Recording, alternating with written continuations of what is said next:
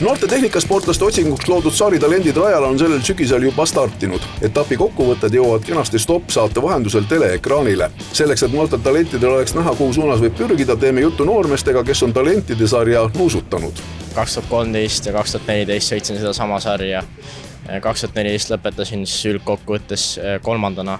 ja nüüd tulla 5 aastat, 6 aastat hiljem siia samma tagasi, kui juba kutsutakse ja teha siin staaride sõit kaasa ja siis veel sain vormeliga sõita, et see on üks unistuste päev on mu jaoks. Kuidas sul see kardipisik üldse alguse sai? Keegi süstis seda, keegi nagu vanemad ajasid sind nii-öelda kardirajale või sa ise tahtsid? Ütleme nii, et mul ja isa süstis siis, et meil on perekonnas käinud see läbi põlve see motospordi pisik, et ja läbi isa sain siia sarja osalema. Kuidas sina alustad?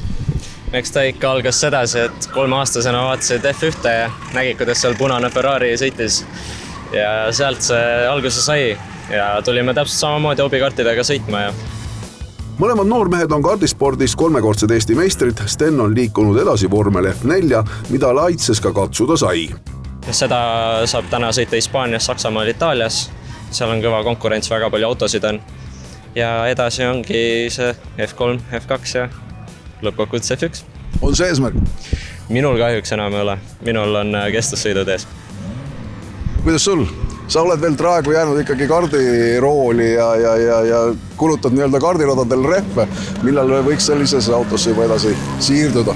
No ütleme nii, et täna proovisin ja tundus väga vägev ja kui peaksin elus selle võimaluse saama, siis sellest ma ära ei ütleks ja tahaks küll tegeleda seal. Järelkasvu tuleb mühina, aga tarvis on lihtsalt tublid poisid ja tüdrukud rajal hoida.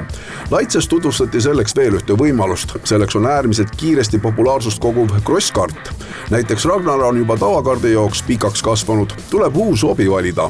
Crosskardid, no see üldse ala on huvitav, ma olen käinud seda varem vaatamas ja kardis see ringraja sport mulle üldse väga meeldib. Kardis ma olen liiga pikk sõiduks ja see crosskart on selline hea alternatiiv, mis mulle endale väga meeldib.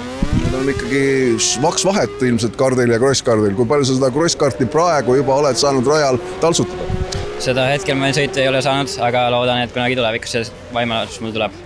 Siit on selline täiesti loogiline minek, et iga noor pärast kardi, ütleme kas siis lõpetamist, kardisõidu lõpetamist ja on võimalik ikka leida endale mingisugune täiesti uus tehnikaspordi ala. Jaa, kindlasti. Crosskardis on eelmise aasta Eesti noortemeister Joosef Ralt Nõgene, kes ka sellel aastal tiitlit noolib.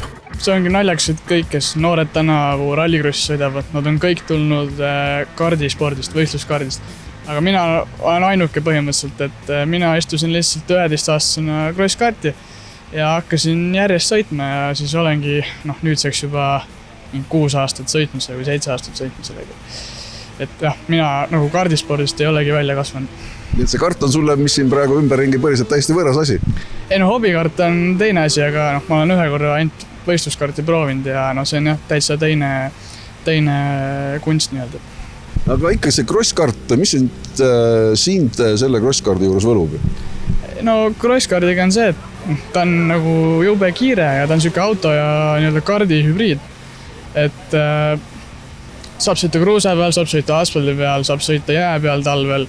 Et see ongi see võlu selle asja juures, et see on hästi kiire ja selle pealt on siis nagu tulevikus hea edasi liikuda, kas rallisse või kuhu iganes.